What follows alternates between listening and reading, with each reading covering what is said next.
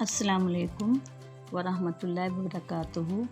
अज़ीज़ तालिब इल्मों, अब आपके सामने पार्ट बी यानी केमिस्ट्री या कीमिया के खाके मौजूद हैं। आप इन खाकों की अच्छी तरह से प्रैक्टिस कीजिए, अच्छी तरह जहन नशीन कीजिए और उनको बार बार मश्क कीजिए और इन खाकों को अच्छी तरह से तैयार कीजिए। शुक्रिया।